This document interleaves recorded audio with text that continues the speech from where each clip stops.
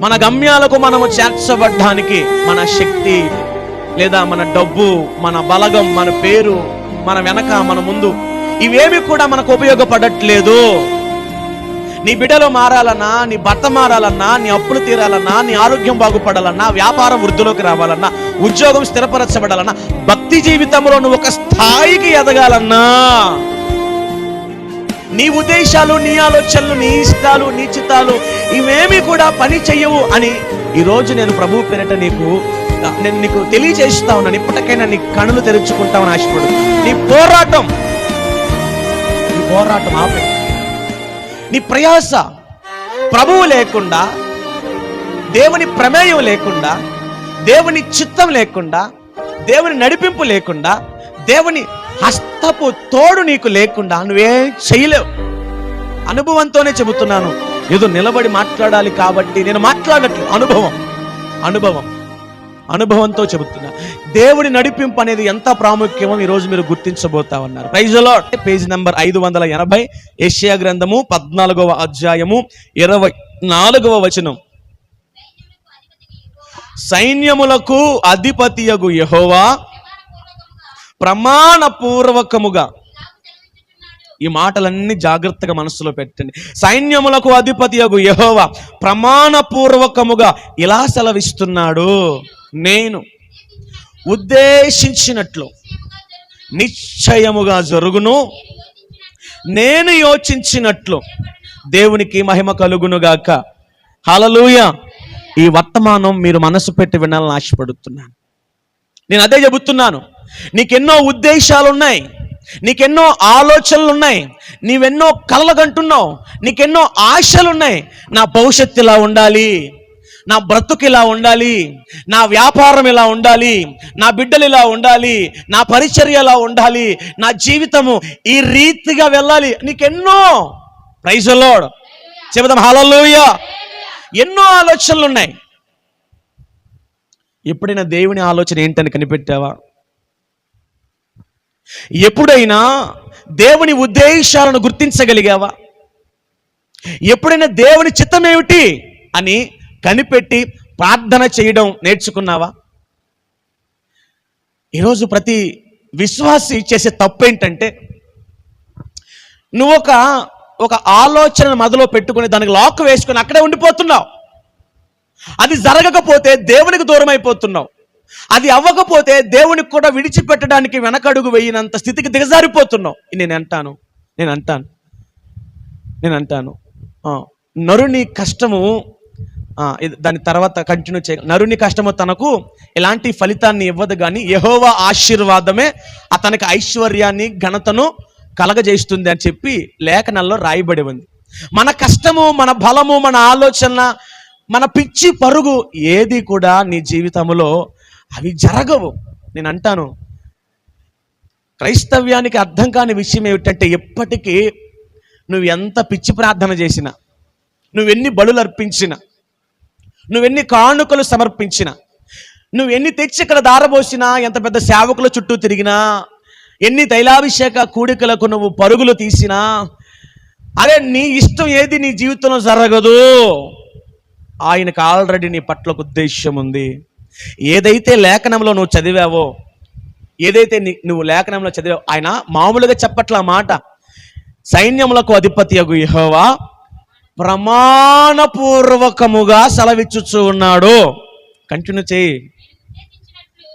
సైన్యములకు అధిపతియగు యెహోవా ప్రమాణపూర్వకముగా సెలవిస్తా ఉన్నాడు, నేను ఉద్దేశించినట్లు నిశ్చయముగా జరుగును, నేను యోచించినట్లు. చూడండి, ఆయన ఉద్దేశాలు మాత్రమే జరుగుతున్నాయి, ఆయన ఆలోచనలు మాత్రమే నెరవేర్చబడుతున్నాయి. మరి నడి మధ్యలో ఈ నాటకం ఏమిటి? Praise the Lord. ఆయన ఉద్దేశము మాత్రమే జరుగుతుంది, ఆయన యోచించినట్లుగా మాత్రమే స్థిరపడుతుంది. మరి ఈ నడి మధ్యలో ఈ యొక్క మానవుల యొక్క ఈ ప్రయాసకు అర్థం లేదంటారా? ఈ కష్టానికి అర్థం లేదంటారా? నా కొడుకుని మార్చుకోవాలన్న తపన, నేను పడే ప్రయాస ఆపమంటారా? నేను అంటున్నాను, ఆపొద్దు. నువ్వు ఒక గోల్ పెట్టుకొని నువ్వు పోరాడుతున్నావు, పోరాడు. అయితే ఇక్కడ నువ్వు చేయవలసిన మరొక పని ఏంటో తెలుసా? నువ్వు ఏదైతే అనుకున్నావో దాన్ని తీసుకెళ్ళి ప్రభువు ముందు పెట్టి, ప్రభువా నా భవిష్యత్తుకి ఇది కావాలనుకుంటున్నాను, నీ చిత్తం ఉందా, నీ ఉద్దేశం ఉందా, నీ ఆలోచనలు ఉన్నాయా, ఉంటే స్థిరపరచు, ఉంటే స్థిరపరచు. ప్రభు అంటున్నాడు, ప్రమాణపూర్వకంగా చెబుతున్నా, ఈ మాటలు మీకు అర్థం కావాలి. ప్రమాణపూర్వకంగా చెబుతున్నా, నా ఉద్దేశాలు మాత్రమే, నా ఆలోచనలు మాత్రమే. నీ ఆలోచన ఏది ఇక్కడ పని చేయడానికి వీల్లేదు. నీ ఉద్దేశాలు, నీ తలంపులు, నీ చిత్తాలు, నీ ఓన్ డెసిషన్స్ ఏవి కూడా ఇక్కడ లేదు. నువ్వు మనసు పెట్టి ఆలోచన చేస్తే, అరే నేను చెబుతున్నానండి అనుభవపూర్వకంగా, నా ఆత్మీయ యాత్రలో, నా సేవా జీవితంలో 8 సంవత్సరాల ఈ ప్రయాణంలో ప్రియులారా, ఎన్ని చూసాను, ఎన్ని ఒడిదుడుకులు, ఎన్ని కష్టాలు, ఎన్ని ఇబ్బంది. మీకు కనపడే రాజేష్ వేరు, పైకి అన్నయ్య మీకు కనపడవచ్చు, ఓకే ఉందాగా లేదా ఎక్సెట్రా, ఇంకో వేరే విధంగా కనపడవచ్చు. నా అంతర్గతంగా ఉన్నటువంటి ఆ యుద్ధం దేవునికి నాకే తెలుసు, దేవునికి నాకే ఈ 8 సంవత్సరాల ప్రయాణం నేను ఎన్ని ఆలోచించాను నాకు తెలుసు. ప్రభువా ఇక్కడ ఈ మీటింగ్ పెడతానయ్యా, ఇక్కడ ఈ మీటింగ్ పెడతానయ్యా, ఇక్కడికి వీళ్ళని పిలిపిస్తాను, అక్కడికి వాళ్ళని నడిపిస్తాను, ఆ తమ్ముడు పాడైపోతున్నాడు, రోజల్లా వాడితోనే తిరుగుతాను, వాడిని బాగు చేసేస్తాను, వాడితోనే ఉండి వాడిని ఏదో ఒక రీతికి నేను మందిరాన్ని నడిపిస్తాను. పిచ్చి పరుగులు పెట్టాను, కానీ స్టిల్ ఈ రోజుకి నా మందిరం ఖాళీగా ఉంది. నేను అనుకున్నాను ఏదో సాధిద్దామని, కానీ దేవుని ఉద్దేశం వేరుగా ఉంది. అయితే ఇక్కడ ఇంకొకటి కూడా చెప్తాను. నా ఈ యొక్క సేవా పరిచర్యలో నేను ఎక్కడికి వెళ్ళినా నా పరిచర్య గురించి ఎవరైనా ఆరా తీసుకుంటే వారికి నేను ఇలా చెబుతాను, అన్న ఇది పరిస్థితి, మందిరం మధ్య ఇలా ఎక్సెట్రా ఎక్సెట్రా అని చెప్తే అందరూ ఏమంటారు, వేరే చోటకు మార్చకపోయారా మందిరాన్ని, వేరొక చోటకు మార్చకపోయారా మందిరాన్ని, అంత రెంట్ ఏం కడతావు, అంత డబ్బు వృధా కదా, చిన్న గదికి అవసరమా, ఎవరి ఇంట్లో అయినా పెట్టవచ్చు కదా. ఎస్, నేను అడిగితే ఎవరెవరు ఇల్లు, నాకు ఎవరు గుమ్మ ముందు నేను ప్రార్థన పెట్టుకోకూడదు. నాకు చాలామంది తెలిసిన వాళ్ళు ఉన్నారు, టెర్రస్లు ఇస్తా అన్నారు, అక్క కూడా ఇస్తానంది సనత్నగర్లో, నా దవమే పెట్టేసుకో అయ్యా, లేకపోతే లాకుల్లో నాకు ఇల్లు ఉంది పెట్టేసుకో అయ్యా, నీకు ఇచ్చేస్తాను, ఫ్రీగా ఇచ్చేస్తాను. ఎందుకు ఈ ప్రాంతాన్ని పట్టుకుని వేలాడుతున్నాను, ఎందుకు ఇదే ప్రాంతంలో తిరుగుతాను, మనుషులందరూ అనుకుంటున్నారు. దీని వెనక దేవుని ఉద్దేశం ఒకటి ఉందని నేను గ్రహించగలిగాను. నా దేవునికి ఒక ప్రణాళిక ఉంది, ఆయనకు ఒక ఆలోచన ఉంది, దాని వెనకనే పడి నేను నడుస్తాను. ప్రియులారా, నేను మాట్లాడిన ప్రతిసారి అనేకులు అవసరం ఉందా అని చాలా తేలికగా తీసిపడేస్తున్నారు. నాకు తెలుసు పరిచర్యల లోతేంటో, దాని భారం ఏమిటో. ఈ పరిచర్యలో ఉన్నప్పుడు నాకు బయట నుంచి, లోపల నుంచి, నాలో నుంచి సంఘర్షణలు ఎన్ని నాకు తెలుసు. బాధ, ఆరోగ్యపరంగా దెబ్బతిన్నాను, ఆర్థికంగా దెబ్బతిన్నాను, కుటుంబపరంగా దెబ్బతిన్నాను, సమాజపరంగా దెబ్బతిన్నాను, సంఘపరంగా దెబ్బతిన్నాను, అన్ని విధాలుగా శోధించబడ్డాను. కానీ స్టిల్ నాకు ఒక గురుంది, నా దేవునికి ఏదో ఉద్దేశం ఉంది. అవును, నేను ప్రార్థన చేశాను, ప్రభువా అందరూ అంటున్నారు ఇంత బల్క్ అమౌంట్ దీనికి అవసరం లేదు అంటున్నారు, ఓకే నువ్వు తీసేస్తే తీసే, నీ ఉద్దేశం నెరవేర్చబడాలి. ఆయన ఏమంటున్నాడు, ప్రమాణపూర్వకంగా చెబుతున్నా, నా ఉద్దేశం ఒకటి ఉంది, నా ఆలోచన ఒకటి ఉంది, అదే స్థిరపరచబడిద్ది.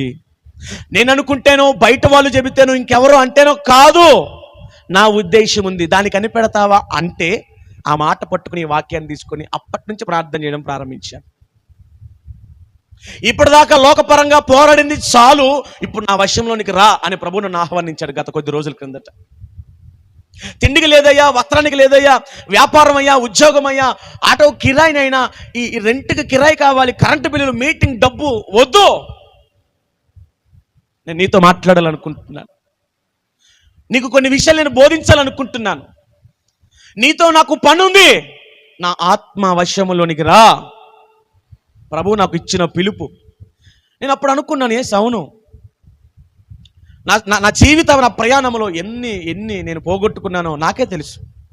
చెప్పినా అందరూ ఆశ్చర్యపోతున్నారు, ఏంటి అంత పోగొట్టుకున్నావా? ఎస్, నేను అంత పోగొట్టుకున్నాను. నేను రీసెంట్గా కూడా బోలెడు డబ్బు పోగొట్టుకున్నాను.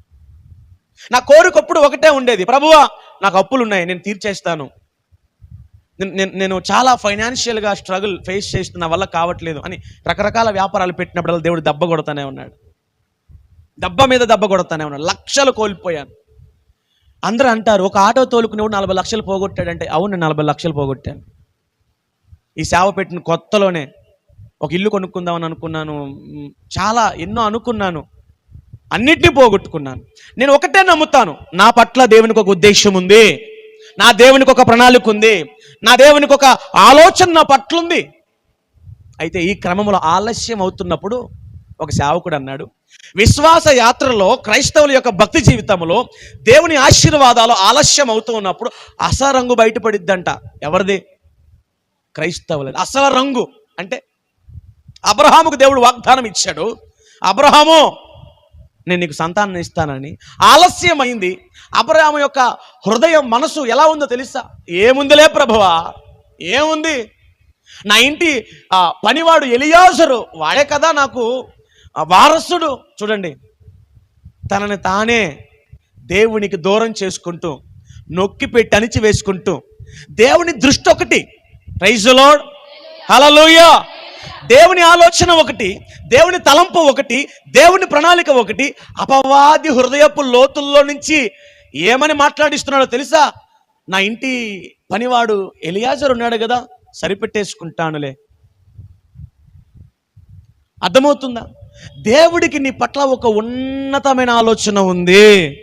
ప్రైజ్ ది లార్డ్, అర్థమవుతుందా? నీ పట్ల దేవుడికి ఒక ఉన్నతమైన ఆలోచన ఉంది తమ్ముడు. ఆలస్యం అయిందని నువ్వు అనాలోచనలోనికి వెళ్ళకు. నీ పట్ల దేవునికి ఒక ఉన్నతమైన ఆలోచించండి. కొంచెం నేను మాట్లాడుతున్నప్పుడు ఇబ్బంది పడొద్దు. ఈ లోకపరమైన ఆశీర్వాదం కాదు, పర సంబంధమైన శక్తి వారిలో నుంచి ఉద్భవించింది. ఆలస్యమయ్యే కొద్దీ మనం అనుకుంటాం, నిజంగా చెబుతున్నాను, నేను కూడా ఆలస్యమయ్యే కొద్దీ ఎన్నోసార్లు. ఒక సందర్భంలో దైవజనుడు రావడం లేట్ అయింది. మోషే గారు కొండ మీద ప్రార్థనకు వెళ్ళారు, దైవజనుడు గారు రావడం లేట్ అయింది. వీరి మనస్సుల్లో చూడండి, వీరి మనస్సుల్లో వెంటనే ఆవిడ ఒక బొమ్మను పెట్టేసుకున్నారు. దైవజనుడు రావడం ఆలస్యం అయితే మోకరించి ప్రార్థన చేసి ఎదురు చూడాలా, వేరొక మార్గాల్లోనికి తొలగిపోవాలా? మరొక సందర్భం, బెన్యామీయుడా సౌలు, పాత నిబంధన బెన్యామీయుడు, చాలా తక్కువ గోత్రం, చాలా గాడిదలు కాసుకునేవాడు. దేవుడు పిలిచి రాజును చేయడానికి సిద్ధపరిచాడు. అభిషేకానికి ముందు మరి రాజుకు అభిషేకం జరగాలి కదా. సమూయేలు గారు రావడం లేట్ అయింది. మనోడు ఏం చేశాడు తెలుసా? మనోడికి అభిషేకించేసుకుంటున్నాడు. సమూయేలు రావడం ఆలస్యమైంది.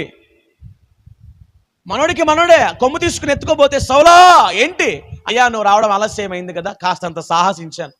ఆలస్యం వెనక అసలు రంగు, రియాలిటీ, అసలు వీడేంటని దేవుడు పరీక్షిస్తున్నప్పుడు ప్రార్థన మానేసి, విశ్వాసం మానేసి, మందిరం మానేసి, దేవుని క్రమాలు మానేసి, దేవునితో నడిపింపు అన్ని మానేసి దూరంగా వెళ్ళిపోయి కూర్చొని దేవుడికి నీకు మధ్య ఎడబాటు. ఆలోచించావా? ఆలస్యం వెనక అసలు రంగు క్రైస్తవులు. నాకు చెయ్యడు, నా జీవితంలో కార్యము జరగదు, ఆయన నన్ను పట్టించుకోడు. ఎందుకు ఈ మాటలు?